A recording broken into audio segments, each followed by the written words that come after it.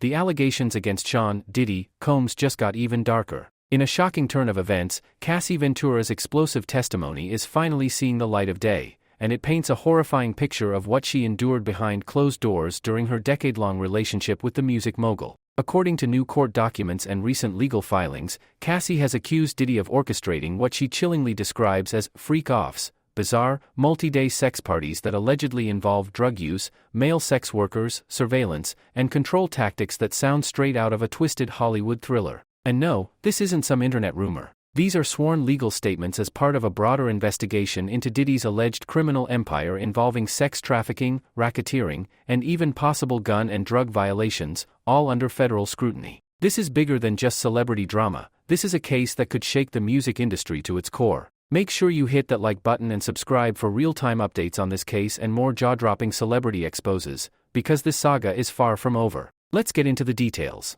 According to Cassie, the freak-offs were not one-off events. These were allegedly carefully planned, multi-day gatherings orchestrated by Diddy himself. The claim?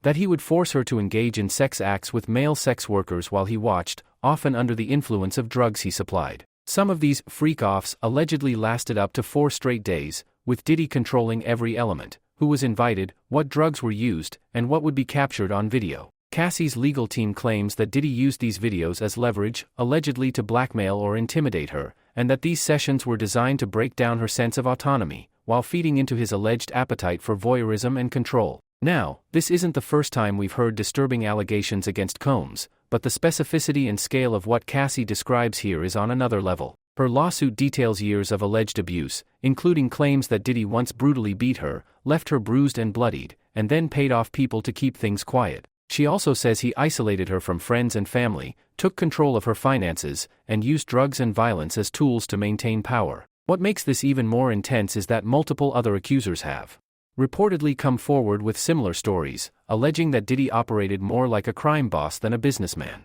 From hidden surveillance cameras in his mansions to elaborate party setups meant to entice, and allegedly entrap, young women, these claims suggest a disturbing pattern of predatory behavior. Meanwhile, Diddy has denied all allegations. Through his legal team, he's claimed that these are baseless lies meant to shake him down for money and damage his reputation. He has officially pleaded not guilty to all federal charges, and his defense team is preparing to fight every inch of this case in court. But here's the thing, this isn't just about Diddy and Cassie anymore. As federal prosecutors dig deeper, reports suggest that Combs is now the subject of a multi-agency investigation, involving the Department of Homeland Security, the FBI, and other federal bodies. In March, his homes in Los Angeles and Miami were raided simultaneously, and sources close to the case say what they found could be damning. We're talking encrypted devices, hard drives, surveillance footage, potentially years' worth of digital evidence that could either support or disprove the allegations. Insiders say the feds are treating this case as high priority, and the possibility of more victims or witnesses coming forward grows with each passing day. Back to Cassie, who deserves massive credit for being one of the first to come forward and speak her truth in such detail.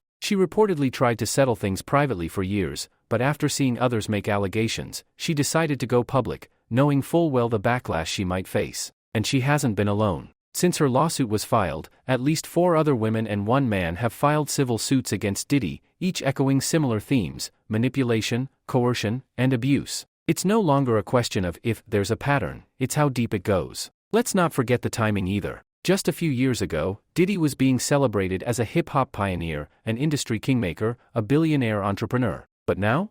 He's facing a potential fall from grace that could rival even the biggest celebrity scandals of the last decade. And if convicted on the most serious charges, sex trafficking and racketeering, he could be facing 15 years to life in federal prison. So where does this case go from here?